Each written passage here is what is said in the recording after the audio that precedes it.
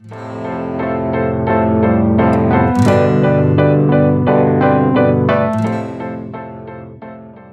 what's up guys, Pallab here. We have the brand new Xiaomi Redmi Note 4. In this particular video, we're gonna do the full review of this device. We already made an unboxing and I had a first look at this device, so we're not gonna go extensively into the unboxing process here, but we'll surely show you what's inside the box. Those are some of the quick specs over here. Now note that we have the 4GB and 64GB version, which is like the top model that sells for just under 13,000 Indian rupees. You'll also get the 2GB and 32GB version and the 3GB plus 32GB version. And on top we have the phone. We have the gold color. We'll come back to the phone in just a bit. We have some quick start guide. We have some warranty card and service information. We have the 2 ampere round pin wall charger. We have micro USB cable, and then the SIM tray opener tool. We do not have any earphones. That's the Redmi Note 4. It's an all metal body just like the Redmi Note 3, but this one looks much more premium, mainly due to that slight curve on the back, but not a totally roundish side. It's matte finish on the back, does not attract much of fingerprints. Still it managed to gather some dust here, but that cannot be said for the front. You see, it's a fingerprint magnet, attracts a lot of fingerprint. That's the 5.5 inch screen, full HD resolution, your usual front screen stuff.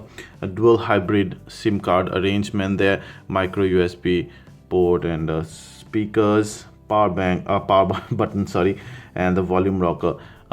Metal button gives nice tactile feedback. IR blaster, 3.5mm jack.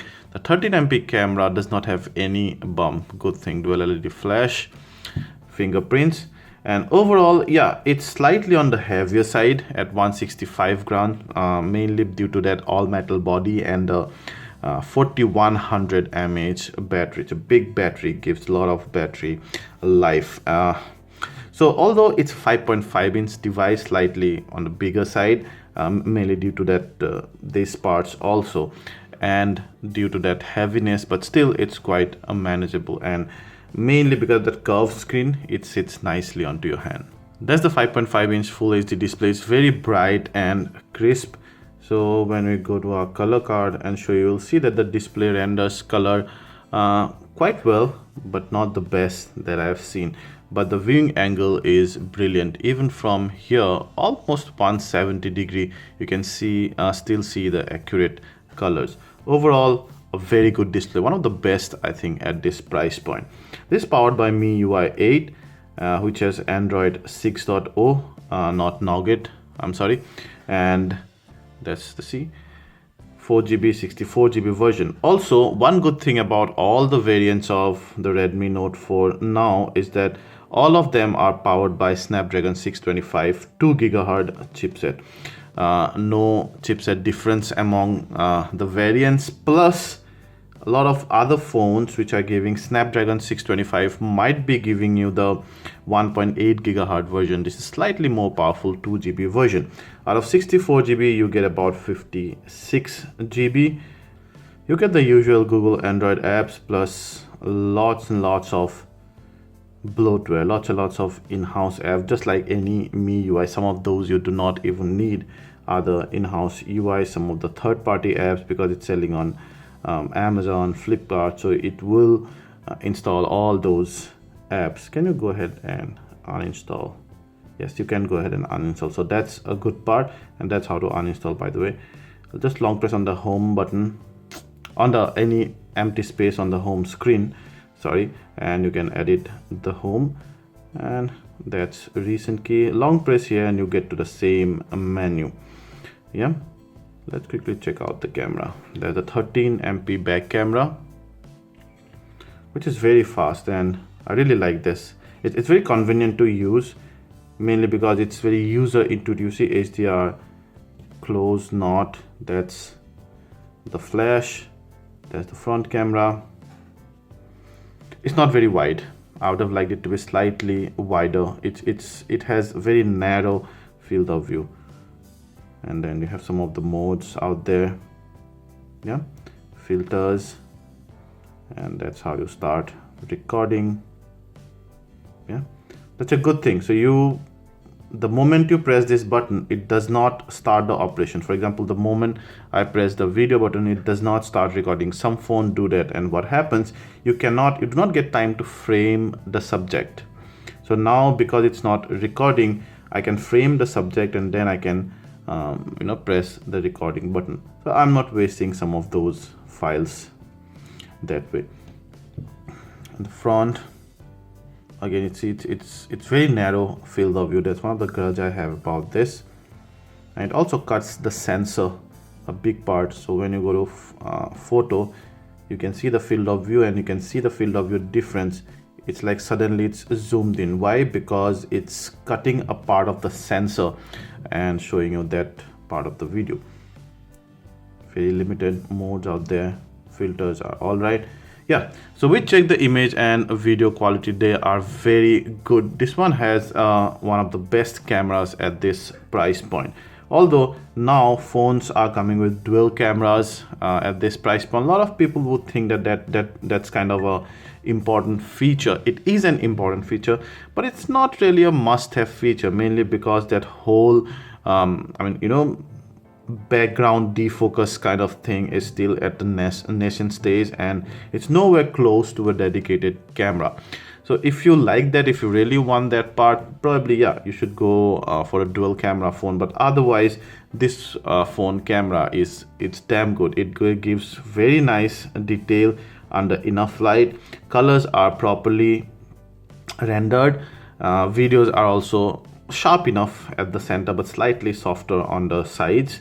However, I found some problem with the autofocus under low light, specifically when you're when you click the photo and then take away and then move the camera. That's when you have some autofocus problems. So we found that it's kind of takes slight getting used to. So click the photo and then stay there till the photo is processed, which is how the camera recommends anyway. So once you do that, then your focus will be bang on. Under low light, otherwise, we did not see much noise. One good thing. So it has a good low light camera, both the selfie camera and the back cameras as well. But that you need to get used to that autofocus system a slight bit. Once you do that, you will make some great photographs with this camera.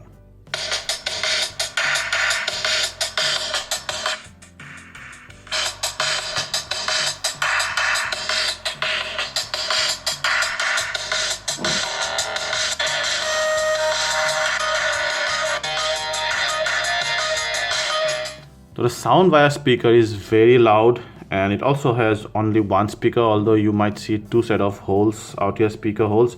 Only this one has a speaker. This one is just to get the symmetry, just like the iPhone 7 and some of the other phones.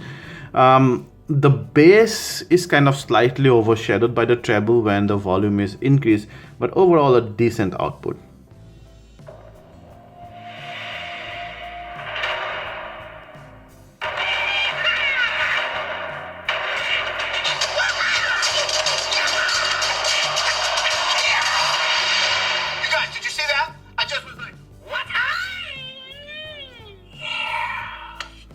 So you can see it's very easy to cover the audio part, the speaker here, where whenever you're playing games or watching movies, so you need to take care of that.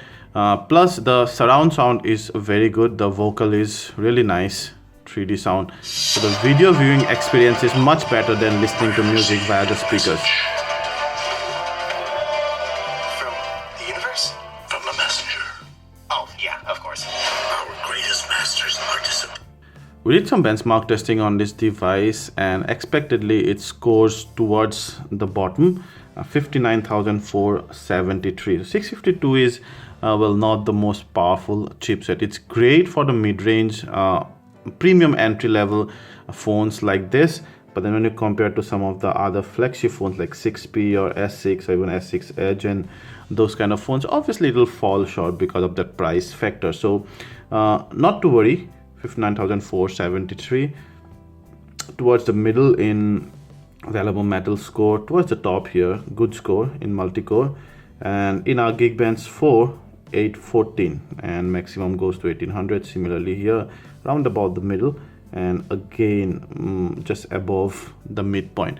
So overall the benchmark scores are decent. In most of the cases they are above the midpoint. Only in Antutu it's kind of somewhat towards the bottom, but then Antutu also shows most of the flagship phones in the comparison ranking.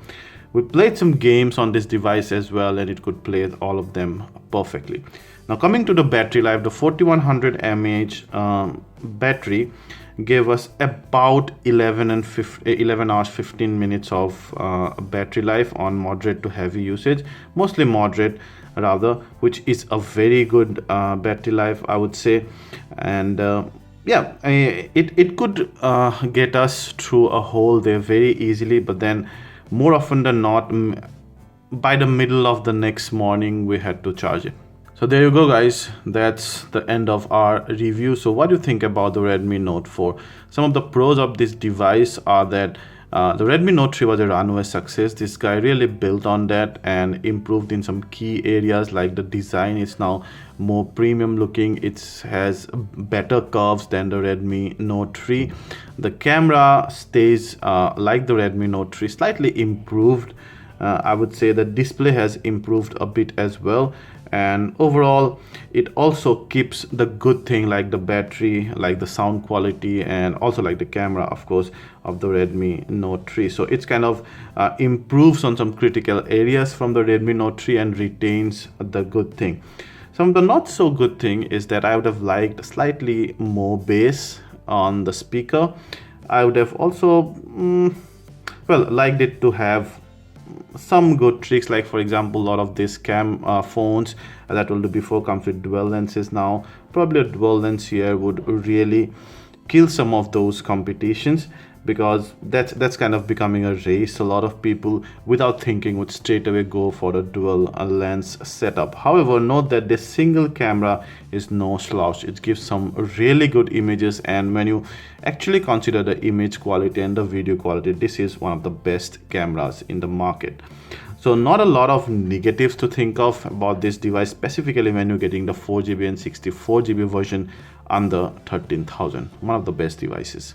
If you like this video, please hit the like button, ask anything related to this, and we'll try to answer them all. And please subscribe to our channel and share this video to share the love. Thank you.